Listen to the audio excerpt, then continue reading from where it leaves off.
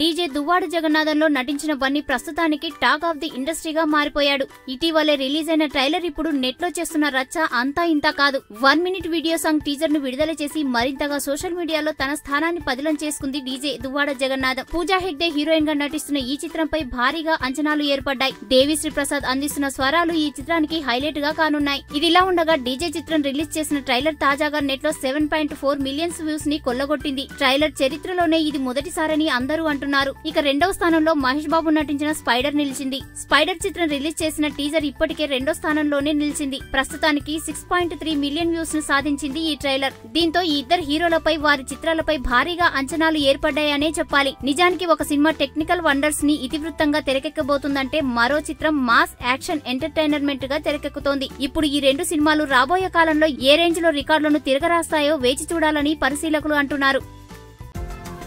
ఈ వీడియో గనుక మీకు నచ్చినట్టయితే లైక్ చేయండి, షేర్ చేయండి, సబ్స్క్రైబ్ చేసుకోండి.